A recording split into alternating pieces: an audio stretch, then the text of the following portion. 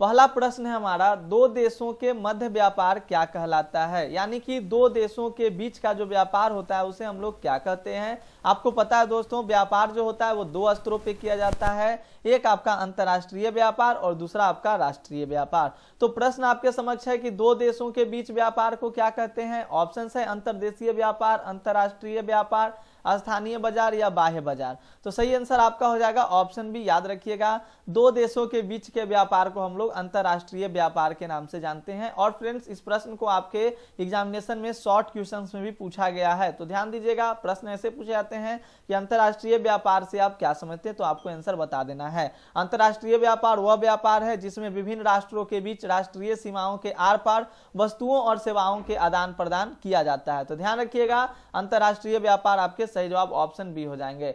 अगला जो हमारा प्रश्न है, प्रश्न संख्या 2 को देखिएगा कि निम्नलिखित में कौन जो है वो द्वितीय क्रियाकलाप नहीं है। द्वितीय क्रियाकलाप का मतलब समझते हैं आप लोग, जो प्रकृति में पाए जाने वाले कच्चे माल का रूप बदलकर उसे हम लोग मूल्यवान बनाते हैं, तो वही आपके द्वितीय क्रियाकलाप के अंतर्गत आते हैं। तो ऑप्शन आपका है मछली पकड़ना, लौह प्रगलन, वस्त्र निर्माण और टोकरी बनाना। तो देखिए दोस्तों, मैं बता दूं आपको, इसका सही आंसर ऑप्शन ए हो जाएगा, क्योंकि मछली पकड़ना आपका क्या है, तो ये प्राथमिक क्रियाकलाप है। क्योंकि आपको पता है ना, प्रकृति से रिलेटेड जो भी टर्म्स हैं वो आपके प्राथमिक क्रियाकलाप में आते हैं। और प्रकृति में पाए जाने वाले कच्चे माल का जब हम लोग रूप बदलते हैं तो उसको हम लोग कहते हैं द्वितीय क्रियाकलाप के अंतर्गत आता है। और इसका संबंध होता है द्वितीय क्रियाकलाप का विनिर्माण से, इसका संबंध होता है। और विनिर्माण का मतलब भी मैंने आपको बता दिया है कि विनिर्माण का मतलब होता है कि हाथ से बनाना या लोहे व इस्पात को गढ़ना। तो ये सारे टर्म्स को आपको ध्यान देना होगा। ऑप्शन ए आपके हो जाएंगे मछली पकड़ना, लौह प्रगलन आपका द्वितीयक है, वस्त्र निर्माण भी आपका द्वितीयक है और टोकरी बनाना भी आपका द्वितीय क्रियाकलाप के अंतर्गत ही आएगा।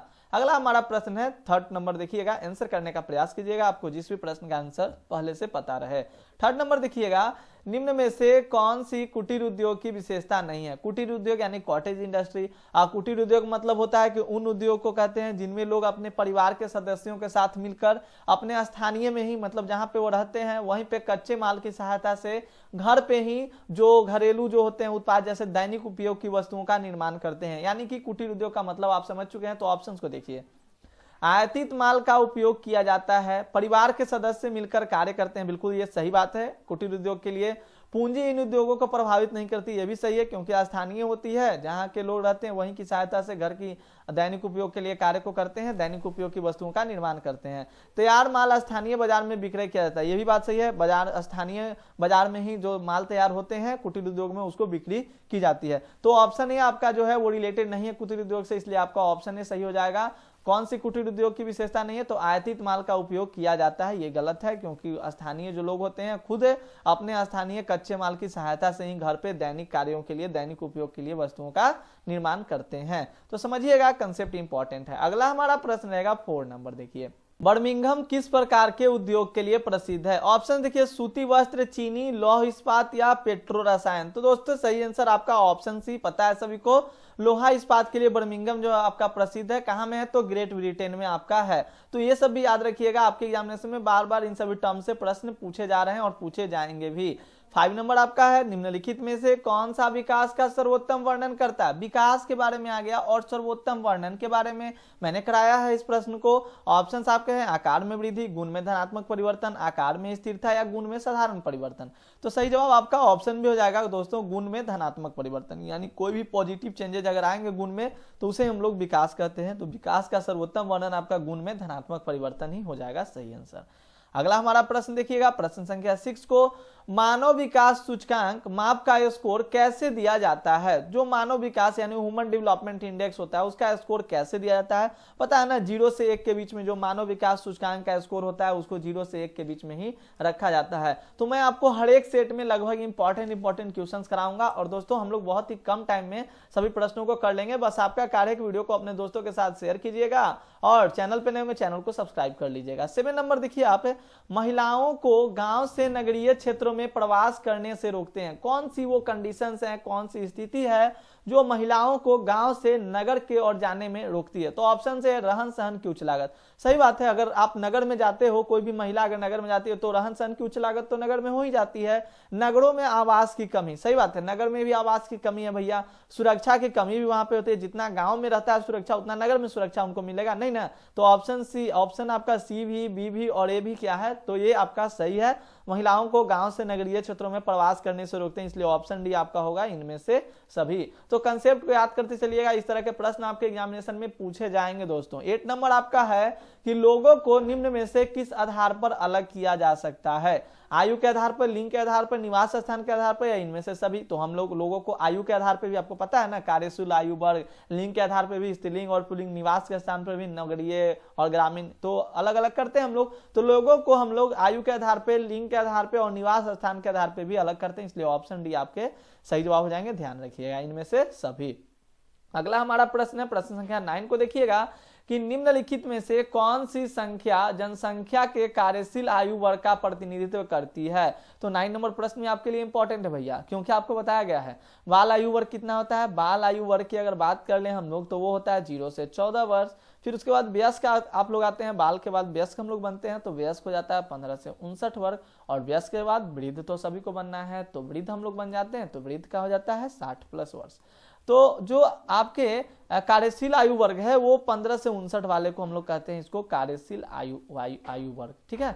तो कार्यशील आयु वर्ग आपके ये हो गए, और बाल और वृद्ध आपके इस पे क्या रहते हैं, कार्यशील आयु वर्ग पे डिपेंड रहते हैं। तो ध्यान रखिएगा, इंपॉर्टेंट है। तो आपका 15 से 59 कहा गया जी, ऑप्शन डी में है, तो ऑप्शन डी को आप टिक आउट करके आंसर को सही कर लोगे। अगला हमारा प्रश्न है, प्रश्न संख्या 10 को देखिए, आधुनिक मानव भूगोल का जनक किसे कहा जाता है। मानव भूगोल का जनक बहुत ज्यादा इंपॉर्टेंट टर्म्स है, मानव भूगोल से प्रश्न तो आपके एग्जामिनेशन में पूछे जाते हैं।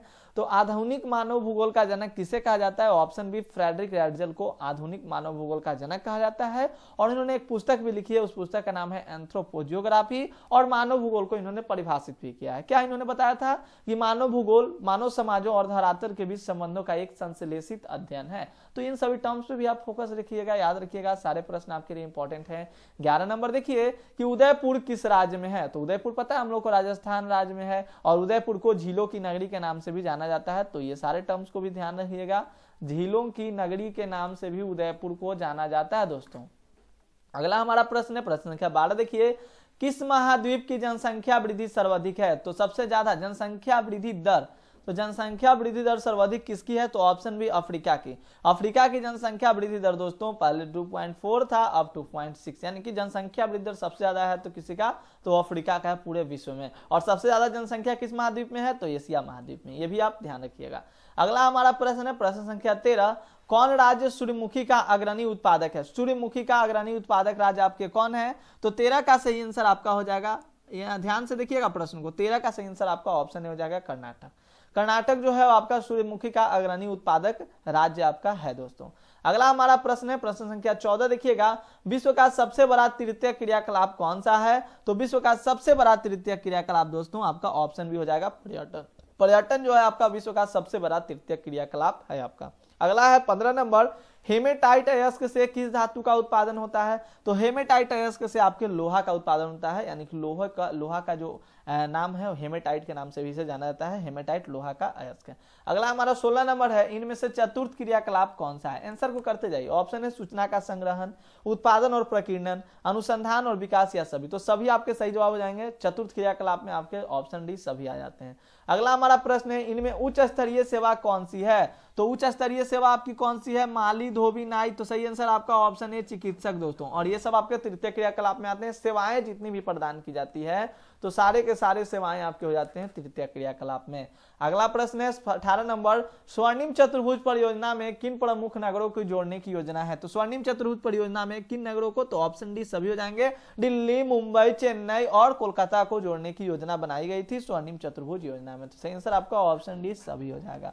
अगले प्रश्न को रुख करेंगे दोस्तों। प्रश्न हमारा कहता है कि विश्व का व्यस्तम समुद्री मार्ग कौन सा है। तो विश्व का सबसे ज्यादा व्यस्तम समुद्री मार्ग आपका उत्तरी अटलांटिक मार्ग है। तो याद रखिए उत्तरी अटलांटिक मार्ग आपके सही जवाब हो जाएंगे।